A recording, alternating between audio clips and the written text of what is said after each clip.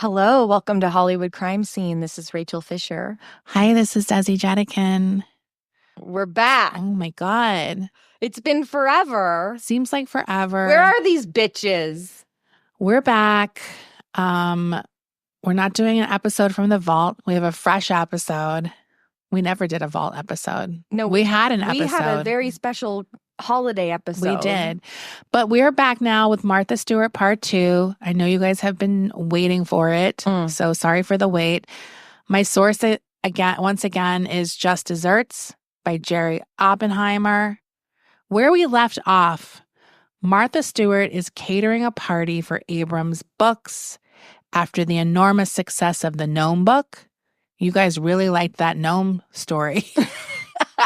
I forgot to get the tit pick up. I'll try to get to that. Now, Martha didn't write the Gnome book. Her husband.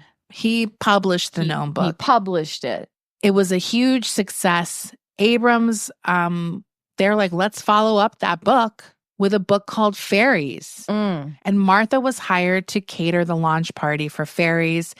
She pulls out all the stops. This is held at the U.S. Custom House in Lower Manhattan, and she transformed it into a magical fairy forest, complete with full-size trees. Fairy lights were everywhere. The servers were all dressed as fairies, and Martha was up there, sometimes dragging Andy, her husband, up onto this station, making customized omelets for nearly 1,000 guests. Oh my God. She invented the omelet station. Which can be very grim. I'm sure hers were delicious. I'm sure hers were good. So obviously this is a very impressive display by Martha Stewart once again. At the party, lots of publishing elite, including Alan Merkin of Crown Publishing. And he was blown away by what he saw. When Andy introduced him to Martha, he immediately said to her, I think you should write a book. And Martha was initially kind of like, I'm not ready for that. But very soon after, a friend of hers published a book and she was competitive. So she's like, I'm ready to do my book. Andy helps her negotiate a great deal for her first book, which will be called Entertaining. And this came out in what, 1980? 1982. So, by the way, I was looking to buy this book. It's like hundreds and hundreds, sometimes $1,000 to get this book. It's out of print. Well, I guess if you want this original cover, because she did redo the cover at some point. No, you want that cover. I want the old one. So there was one I saw for like $140, but it was still a bidding. It was an eBay. Yeah. And I was like, what the hell? I also realized I should have kept all my old Martha Stewart livings. Those are also really valuable. What? I was like shocked. So I was like, I should go buy some of those Martha Stewart livings, because one of my things I did at some point in my life was go through those magazines, save the articles digitally, or cut them out what I wanted, and got rid of my magazines. I should have fucking I had hundreds of those magazines. So I'm really annoyed by that. But I want to get that Entertaining book. And I couldn't believe how expensive it is. That's crazy. So her first challenge for this book was scaling down her catering recipes for the home cook. Her editors were appalled when she turned in her first draft that had things like omelets for 200. Obviously, we're not doing that at home, I don't think. I ain't doing it. I ain't doing it for 10. No. Make your own damn omelet. Martha was then paired with a professional writer to help her out. This was an old friend named Elizabeth Hawes. And the book began to form, which immediately became about Martha's life in Nutley. This writer was a writer for The New Yorker. So she really latched on to these stories and kind of this fantasy life that Martha was creating about her childhood growing up. And she kind of I don't want to say invented this style, but she really popularized this memoir style writing for cookbooks. It wasn't really done at that point as much as now. She's responsible for the food blogs with the very long personal stories. Right. Which wouldn't be as bad if there weren't so many ads. Oh my! Too, because that just makes it even more annoying. Yeah. But yeah, this was not really done that. Cookbooks were very educational, so they would have a lot of information as far as that goes, but not these long anecdotes and personal stories as much. So, but there were no thanks for Martha for Elizabeth's hard work on this book. Hawes had really taken a hit as far as the royalties went, just getting pennies per copy plus a small flat fee up top. But she really liked working on the project and she was confident it would be great for her career. And then she saw the first galley. The author credit said, by Martha Stewart, text with Elizabeth Hawes. Now, Hawes wanted the text to say, by Elizabeth Hawes and not with Elizabeth Hawes, because she wrote the whole damn book, basically, all of the text. It was Martha's stories, but she kind of filled it out and wrote them. Martha wasn't a great writer at this point. Yeah. Martha was not having that. She was immovable on this matter. Well, what about the recipes? Well, we'll get into that. There's a lot to get into there. So we're just starting here. There's a lot more. So she was like, no, that would look like I didn't write it and that you just wrote it, which is kind of true. But yeah, she had been meticulous about crafting this book. It was her book. She was not giving in on that thing. And Elizabeth just kind of gave up at this point. This is a very expensive book at the time. It was $35. And the initial print was 25,000 copies. Of course, Martha was like, we should do more. But that was a large printing at the time, too. So she was right, though, because this book will become a huge hit and almost immediately gets a second printing after selling out. So, but before it sells out, we're still at the point where she's launching the book. She feels a lot of pressure about this book launch because it is such a big first printing for a first-time author, and it's something that hasn't been done before. Like this, you've seen the book before. It's a massive book. It has these huge color photographs on every page. It's kind of hasn't really been done before, something like this. And people will say in reviews, it's almost like a coffee table book. Like Right. It's so beautiful. So she's also, of course, having this huge book launch party, and she becomes very demanding of Andy, expecting him to be her little, servant on the side. He's recently left Abram's book at this point and started his own publishing firm. Obviously, he's extremely busy getting that set up. But Martha she doesn't give a shit about his life. She needs to have this launch party at Turkey Hill go smoothly, and he needs to be there doing whatever she needs him to do. One night driving back to Westport from Manhattan, Andy and her get into a fight in front of a son of a close friend who is kind of hitching a ride with them back to Westport. Andy refuses to give Martha more time, and she's like, I'm going to get out of the car. According to the friend's son, quote, Martha can get really livid if you don't do what she wants. And she got really livid. She said, if you don't promise you'll do it, I'm opening this car door and I'm jumping out. Andy said, I just can't. And Martha opened the door. They were at a ramp and Andy grabbed Martha's arm and braked, but she jumped out while the car was still rolling, ran down the ramp into a horrible neighborhood, which was kind of like Bonfire of the Vanities territory. Imagine. Later, I said to Andy, that's why Martha is the way she is. You should have just let her run into the Bronx. And he said she would have gotten hurt. I said, but you never allow her to suffer the consequences of one single thing she ever does. Martha does whatever it takes to get what she wants, and that can involve pretty strange behavior. She could have gotten killed that night.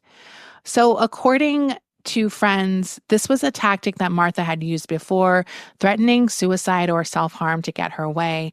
Andy does eventually relent and helps Martha with her party, but it may have been the beginning of the end of their marriage.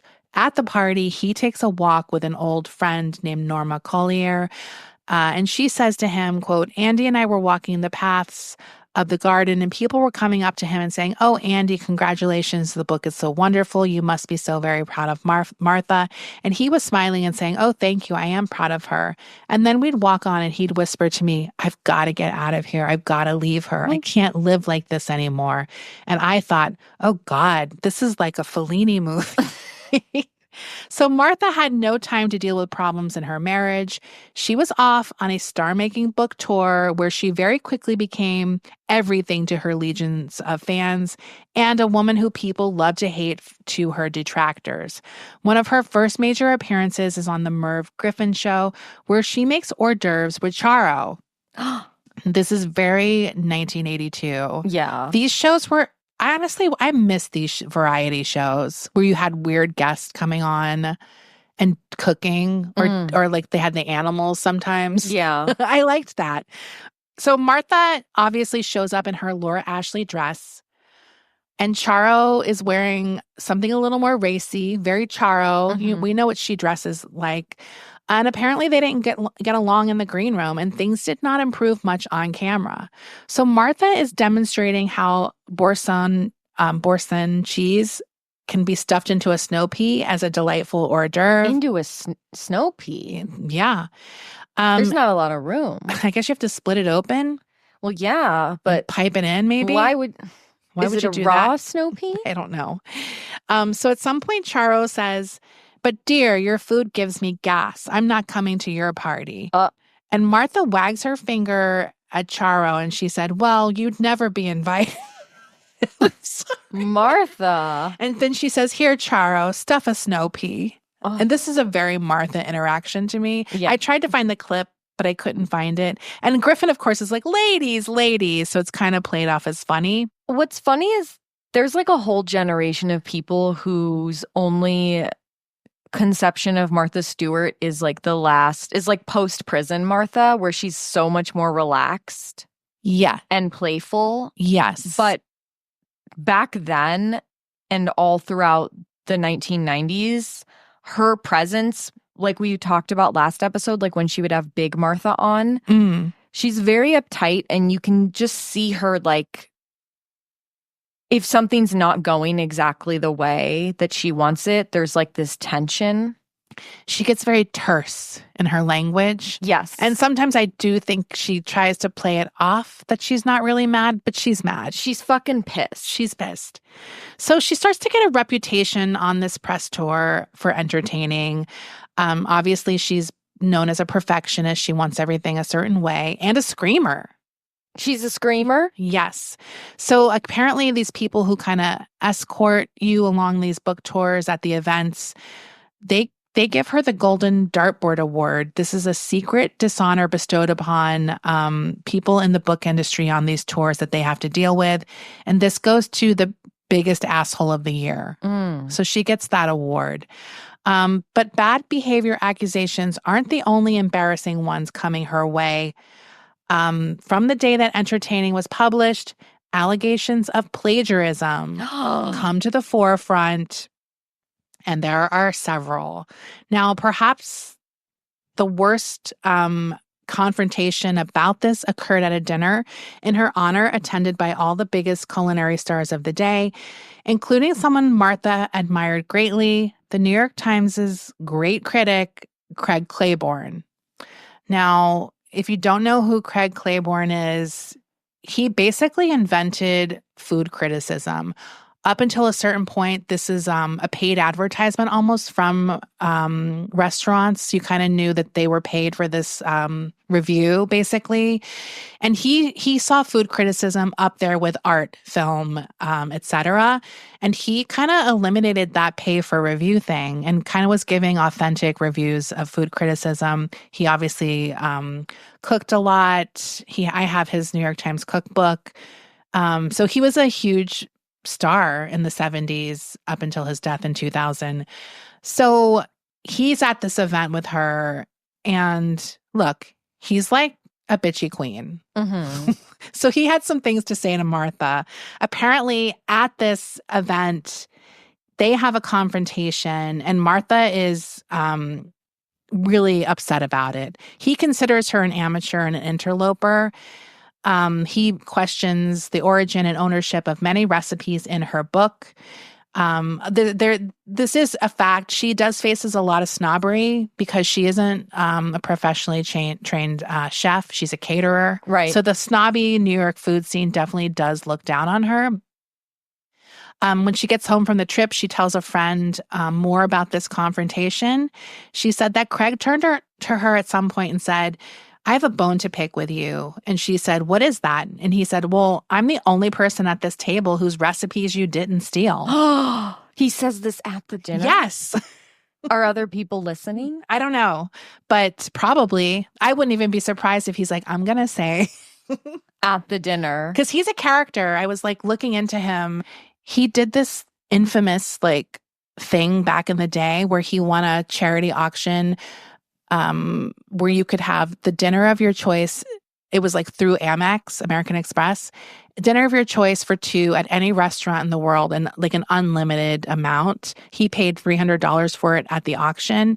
And he went to the most expensive restaurant in the world in Paris. Nice. And literally had 31 courses, which included wine. And the dinner came to $4,000, which in today's money is like 20 grand, something like that. And people were like, I was thinking this might be a fun mini to go through the menu. And then he wrote about it in the New York Times. And then they had so many letters to the editors that were like completely offended. Why? I guess because they're like, people are struggling. Da, da, da, da. You went and spent this amount of money. He didn't. He spent $300. Right. But the cost of the food, I guess. I don't know. Well, they shouldn't have participated in the contest. They should have. I know.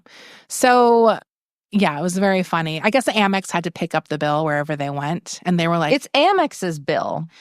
Right. And it's like, he's a foodie and he took his chef friend. Of course, they're going to like do it up. Yeah.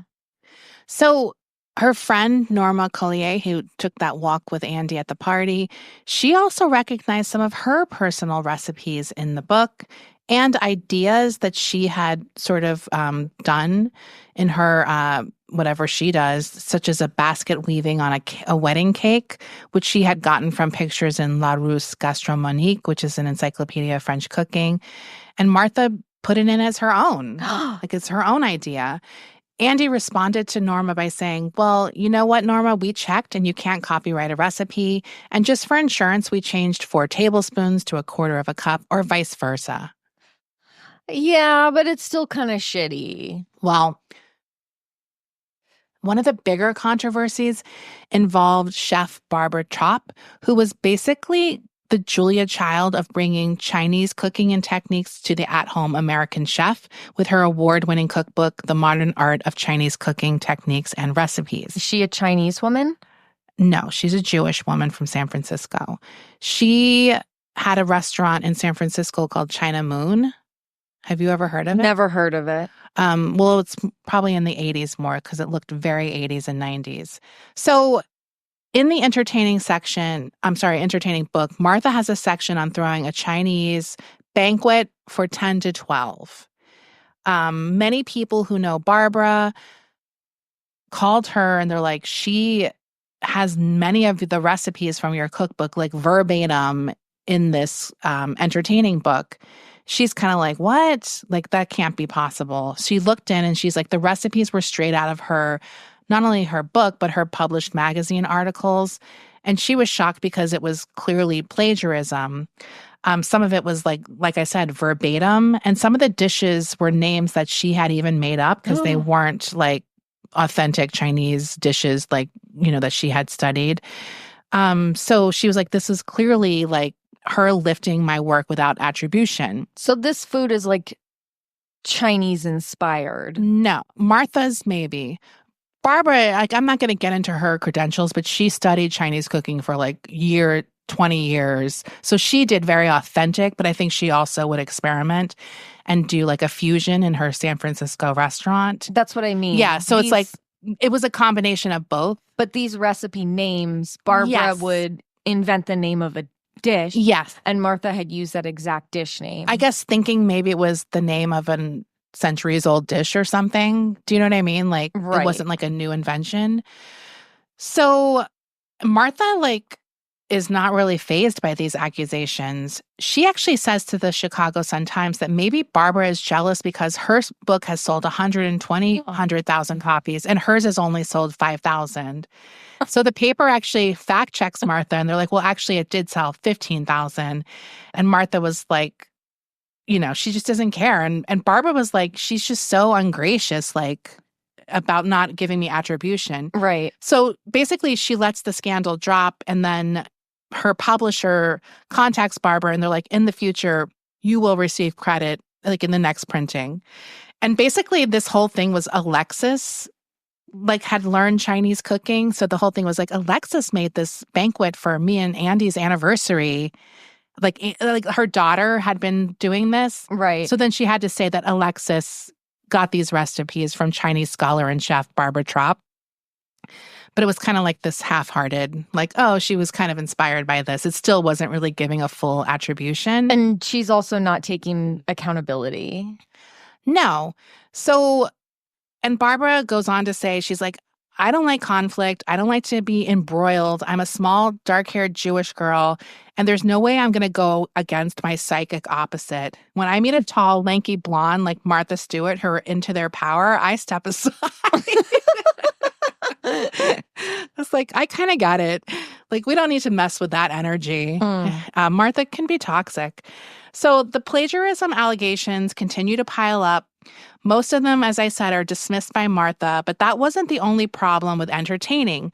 Some of the recipes just did not work. And people, her number was still listed in Westport, Connecticut, and people would call her. Oh my God. Like people who bought the book, and they'd be like, this recipe, I have 23 people coming over for dinner, and this recipe is completely a fail. So they would like write her angry letters as well. And Martha just ignored them. So most of the reviews so far are very positive, very complimentary.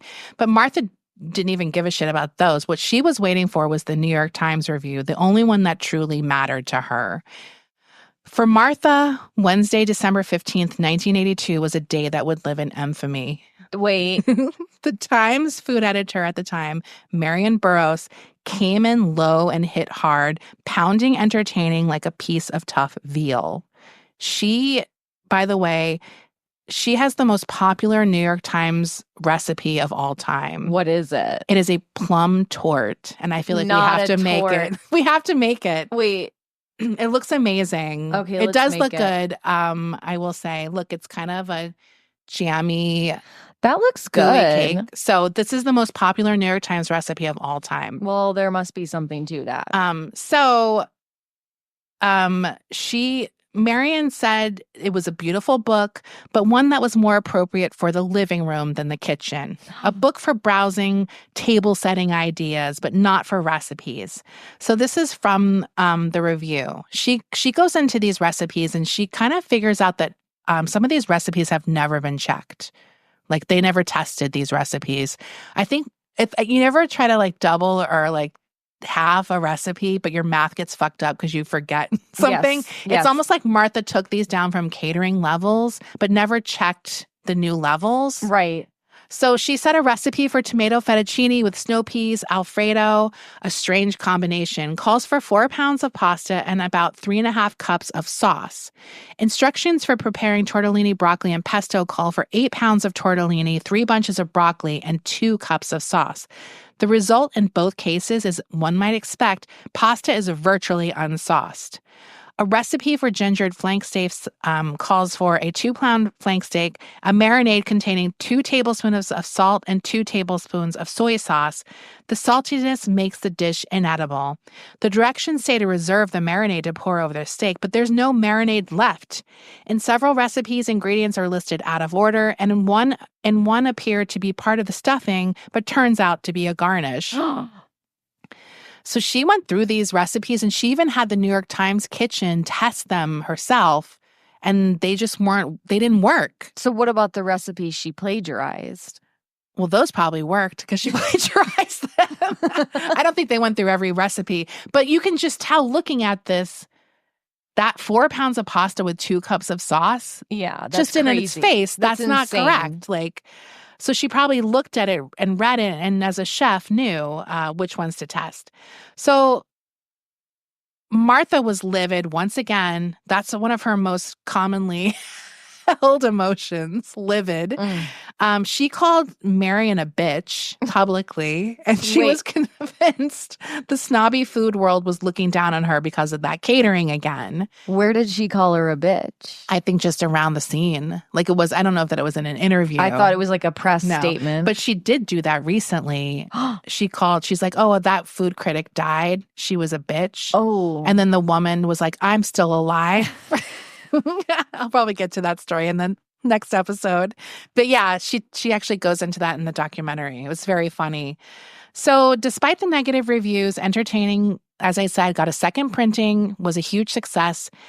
And an independent recipe checker is hired for her next 2 books. For someone who's such a perfectionist, this is pretty crazy to me. Yeah, because it's like, just pay someone to check your recipes. Do you know what I mean? It just seems sloppy for what I know of Martha. I really would love to have an honest conversation with her about why she did this. Yeah. Did she just get overwhelmed? And then she definitely seems like the type of person who can't own a mistake. Right. So then she has to kind of dig deeper, dig down deeper and kind of get in more lies or something. Yeah. It's funny because I know we mentioned it last episode, but I use her recipes frequently. She has so many good recipes that are like standards. I just always go back to. I definitely do too, but I've always heard this about her recipes and I've just never had an issue. I've never had an issue, but I also know I've read so many recipes in my lifetime. I sort of know which ones to pick. I agree. Same. I usually read a recipe and I'm like, okay, that sounds what I want. Right. So at the age of 41, Martha elects to have a hysterectomy due to what she describes as extreme migraines during her period. According to her, she wasn't having another child, so she just wanted to get rid of the plumbing. I don't know why this seems very Martha Stewart to me. I'm done with that. Let's move on. Yeah. Martha had no time for periods. She was incredibly busy with her new fame and career. But what she didn't have time for was her husband and daughter. Andy, this is a classic case of people being like, Andy, you must eat like a king. And he's scrounging together tuna fish sandwiches because his wife literally never cooks for him. She's too busy catering and doing all her other stuff. People also began really noticing that their daughter is kind of spoiled and petulant. There's lots of pictures of Lexi during her teenage years, and she looks really sullen and she's always pouting. Her parents and her had a very unusual relationship. Obviously, Martha was very kind of treated her like an adult her whole life. And Andy was more coddling. People would always comment on him sort of doing baby talk with her, even as a teen. Does little Lexi want a big glass of milk? Stuff like that. And Martha was the opposite, almost too kind of sarcastic with each other and kind of, the mean banter, but it's kind of joking. One occasion, Martha was at a dining room table talking about how her and Lexi were about to spend a week together at a health spa. And Lexi interjected, "It's not a health spa, it's a fat farm, Martha." And and Martha's like, "No, it's a spa." And she's like, "No, it's a fat farm. You are 10 pounds overweight, but you're too embarrassed to admit it." Her daughter She said this at a fucking dinner party. Yes. To her mom? Yes. And it was, and of course, Andy jumps in. He's like, "You're not fat, dear." Sorry, this whole thing is just so messy. And Martha's employees also observed interactions between them and kind of gossiped amongst themselves what a brat Lexi was. So despite their antagonistic relationship, Alexis will follow in her mother's footsteps and begins to attend Barnard in 1983. Her second book, Quick Cooks, comes out around the same time. And her next book is hors d'oeuvres and then pies and tarts. So she has all her books lined up and she's publishing them regularly. By 1985, Entertaining is in its 14th printing and had sold 270,000 copies at that point. Now, all this time, Martha is still running her catering company, which is obviously extremely busy due to her newfound fame and earning up to 7 figures a year at this point. But Martha becomes even more tyrannical to those who work for her. One time, an assistant cook snapped a knife blade while boning a leg of lamb for a catered event, and the rest of the kitchen crew who had seen Martha act violent when people had broken a knife or another piece of equipment and it had to be replaced, and they all turned ashen. Sorry. They all turned ashen. They turned ashen, according to the book. Oh, and they told... I thought that was your words. No. I was like, ashen is not something... I just thought that was a funny thing. It's ashen. And told the frightened person who broke the knife, just take the blade and bury it in the trash. Don't mention this to anyone. For your sake, forget it ever happened. So dramatic. Even Big Martha did not escape her wrath. She would often come and help out for an event, and Martha would yell at her because one time she was chopping carrots and some fell on the floor, and Martha got pissed. People started referring to her business as Turkey Hell. Nice. Not Turkey Hell. Nice. So, to be honest, though, Martha was kind of tired of her catering business. She had bigger things in mind, namely TV. And she got that wish when the Today Show would send Willard Scott up to Turkey Hill for some features. So she had little regular features on the Today Show. But Martha wanted her own show, and she wanted to begin to produce videos for at home.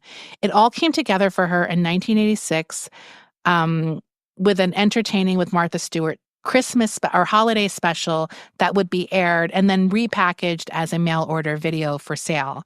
But her personal life was even rougher than ever. First, Andy approached her for the first time about officially separating, but that was put on hold when a tragedy struck the Kostyra family. We'll take a break here and be back with more.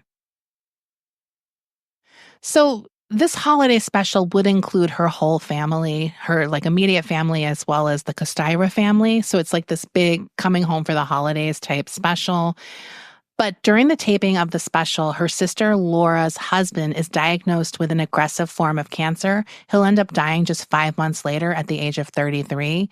And Martha is very much the show must go on during this special. So it has this darkness to it, and it's disturbing to many who are kind of involved in it, including her husband and daughter, who eventually refused to participate in the final dinner scene. That is dark. I want to see this. I know. So there's a lot of other weird stuff happening on this set, because I think it is so emotionally tense and no one's really talking about it. And Martha kind of seems like she starts acting out. In particular, she's accused of people who are on the set of flirting with all the young men in the filming crew, in particular, a young sound guy who she is extremely aggressive with. So this guy is interviewed in the book, and this is his story of what happened. At some point, he's instructed to fix the tape that has the mic tape, or the mic has been taped onto her thigh because she's walking around a lot, and I guess they don't want it to interfere. And he has to adjust this tape that's holding the mic on her thigh. As he's adjusting it, he says that she is being aggressively accommodating. She opened up her skirt and was looking down at me with this very come hither kind of expression. And she said to me, "Go higher with it if you want. Go ahead. It's okay with me." Jesus Christ. So he's like, "I'm a professional. So I just did what I had to do and put it where it needed to be." But it was obvious, a sexual comment, because it was so flirtatious. And if I went up any higher, I would have been past her garter. So he's like, if I went up another inch, I'd clinically be in Martha Stewart's vagina. So he kind of kept it professional, but she was just being really flirty. Obviously, the special was a huge success, and Martha is then given a deal for her next book, Weddings. Now, unbeknownst to the corporate entity, unbeknownst to her, another corporate entity is having a meeting on the best way to expand their consumer base, and they're looking for their next star to help them do it. They found that star in Martha Stewart. Kmart had a successful branding deal at the time with actress Jaclyn Smith, and they were looking for Martha to possibly head up a home and kitchen department line. They wanted to bring Ralph Lauren type aesthetics to the masses. So the rep for Kmart calls Martha up and she sets up a meeting. She doesn't tell her the brand because it's corporate espionage. They keep it on the DL. Right. So she's unaware about which company she is meeting with. So the company rep shows up. She's done her research and she knows that to kind of entice Martha, she needs to focus on things like Martha's ego. So I think she talks about being a star, becoming a multimillionaire, etc.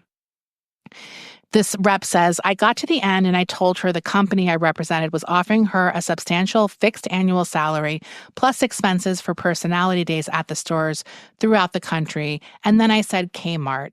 Martha sighed and looked very disappointed. But then she's like, I told her there were 2,300 Kmart stores in the country. I told her that Martha Stewart products would be in every one of those stores. And by the time I finished, I could see the impact of Kmart had softened on her. She could see the dollar signs and suddenly her mood changed. She was as high as she could possibly be, as well as Andy, who was there in the meeting as well. I'm surprised this Kmart meeting happened so early. I agree. Because I thought this stuff came later. Well, it doesn't happen. It takes a few years for it to happen after this meeting, but it's still way earlier than I thought. This is still the 80s. Late 80s. Late 80s. Yeah. That's what I mean. Yeah. Because I do recall like her products, like her having a line of stuff in Kmart or some equivalent, but not until like the 2000s. Yeah. Maybe I'm just misremembering. Yeah. Or maybe it changed or got bigger. I have no idea. I agree, though. I thought the same thing. So they start talking about compensation at that point. And Martha, she has dollars signs in her eyes at this point. But what she hadn't been informed of was that many of those millions she might be seeing were royalties on the products that were sold, not from a salary, a guaranteed salary. So she says to Martha, I have been advised that I can offer you $50,000 a year. And Martha is like, you've got to be kidding me. She's like, that's horrible. And she's like, why are you wasting my time? Then the woman says, well, what would you expect to be paid? And Martha responds with $200,000. Now, this woman had been allowed to go up to $250,000. So she kind of was like, we've got a deal. So she kind of saved the company $50,000. Because Kmart was still a little not sure about it. Because to them, it's like $200,000. That's still a loss. A lot of those guys didn't know who she was at that point. This woman who was making this deal knew who Martha was and kind of was like, no, she's like the next big thing. And obviously she was right. So needless to say, when this merger broke, people were stunned by the announcement that Kmart would be working with snobby Martha Stewart. Like, it just did not make sense to anybody. And while this odd marriage was shocking to many, the demise of Martha's own marriage was shocking to no one who knew them. Andy gave Martha one last chance to go to therapy to make things work, but Martha is not a therapy girly. She's like the type of person who goes into therapy thinking she can defeat the therapist. Yeah. And she also sees everything very differently than anyone else. It's like, that's not criticism. I was helping you. It's like that kind of stuff. It's like impossible for her to admit she's done something wrong. And Andy kind of sees that he's like, therapy will not be successful in this case. And he starts to search for an apartment in Manhattan. Martha gets wind of that and she like loses it. They have an explosive fight and in which Andy confesses to having numerous affairs during their marriage.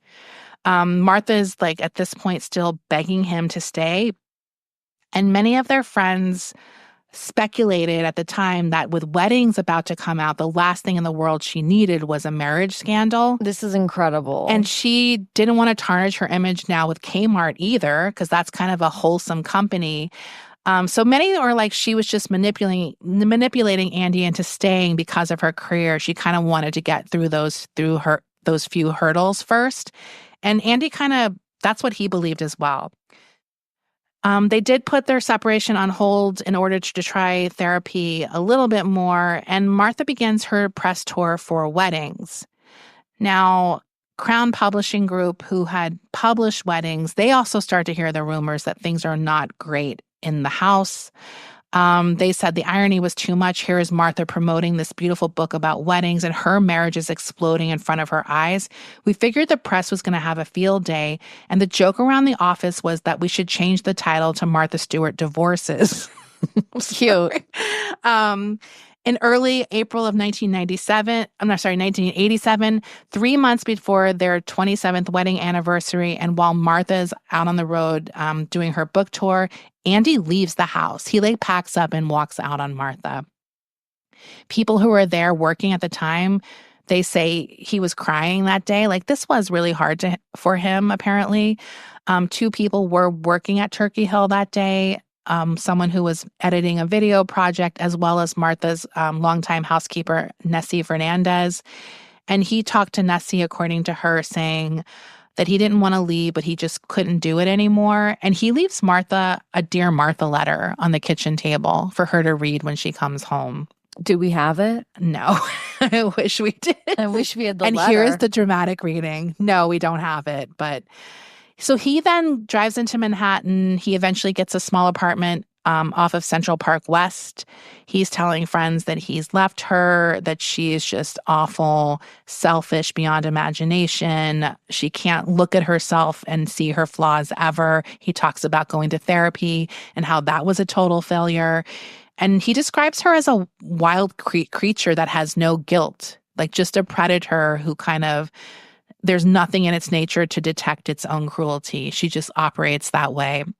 Now, if I were Martha in this situation and I was facing all of this while doing a press tour for a book called Weddings, I would simply remind people it's called weddings, not marriages. This is about making the wedding beautiful. That's very true. Shitty marriage. That's very true.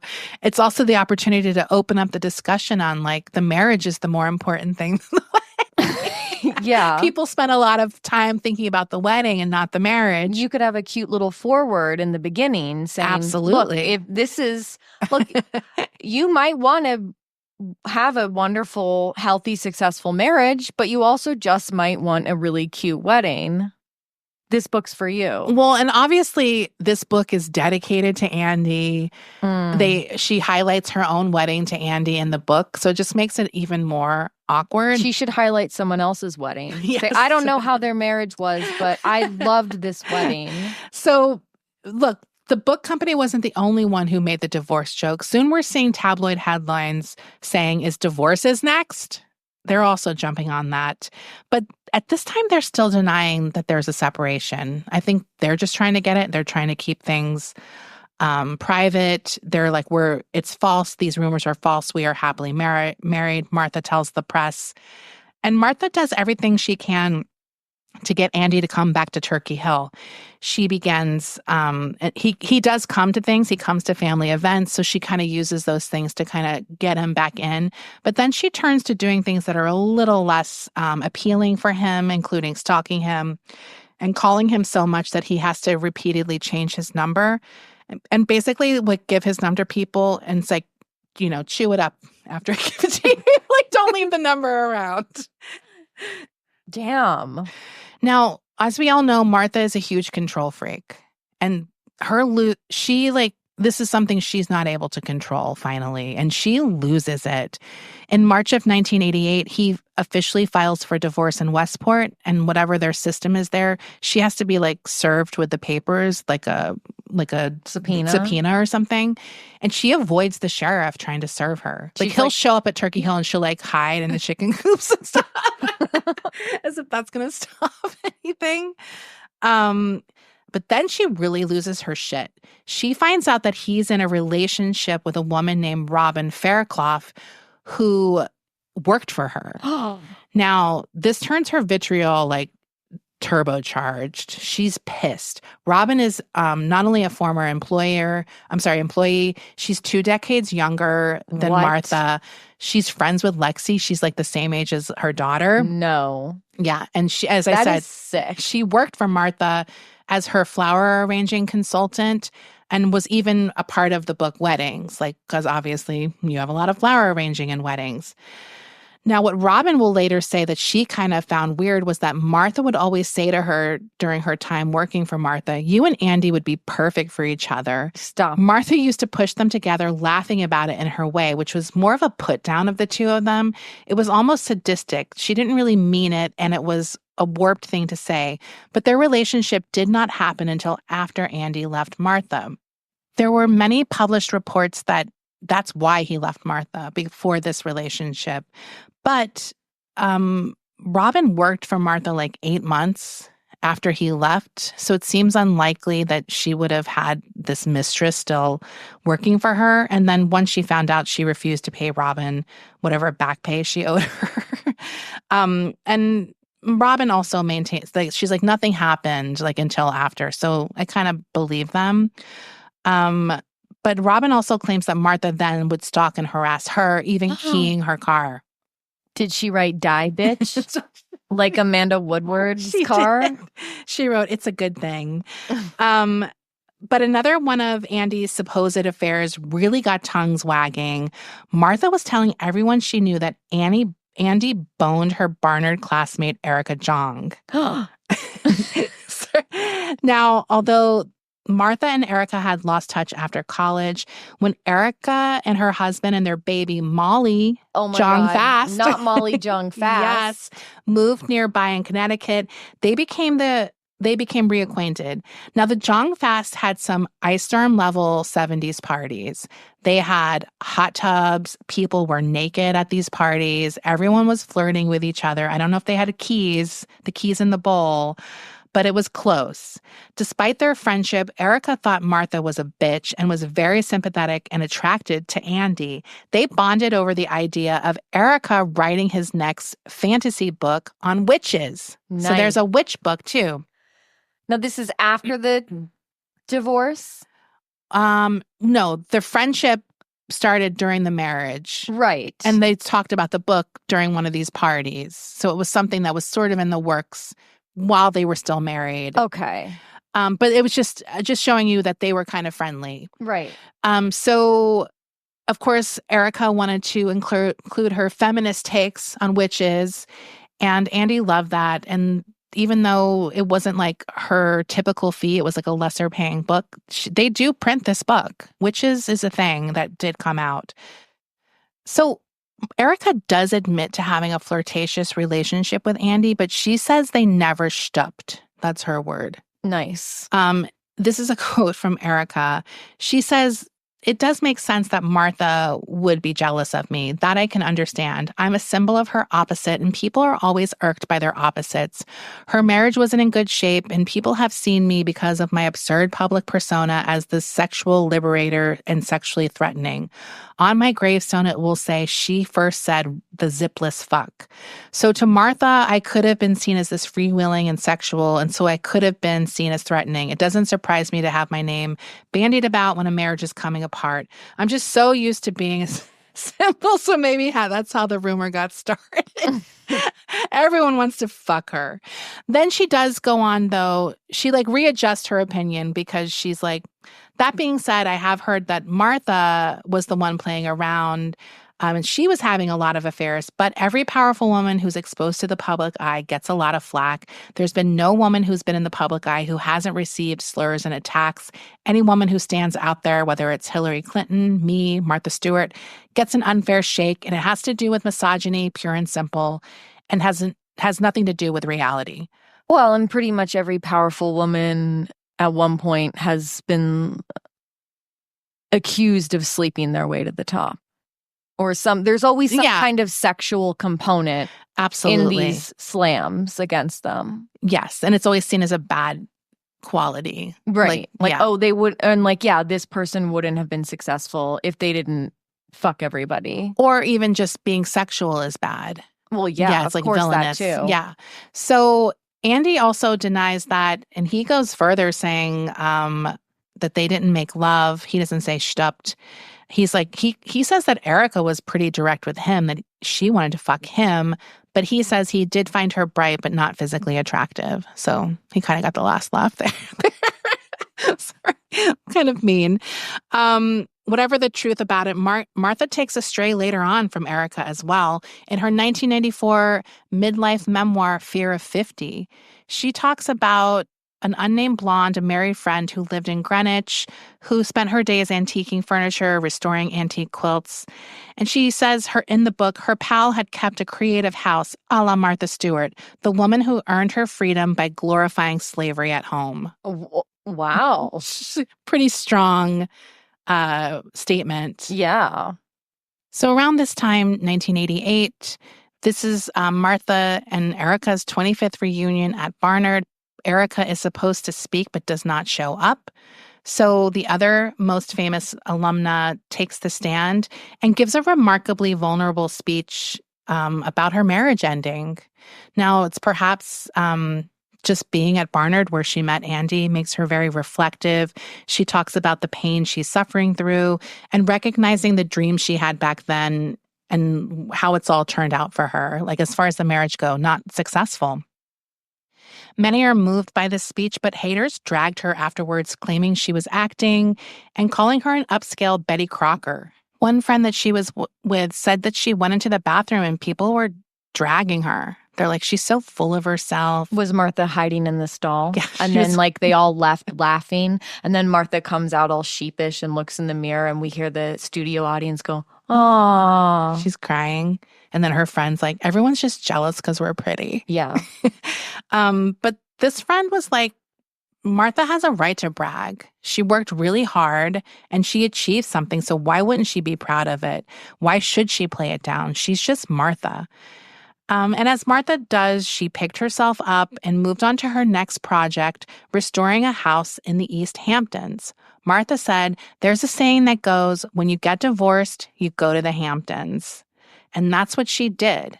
But Martha's rise is only just beginning, and we will get to that next episode, part 3 of Martha Stewart. I can't wait, Desi. So this is where we're going to get into a lot of the juicy stuff and the crime.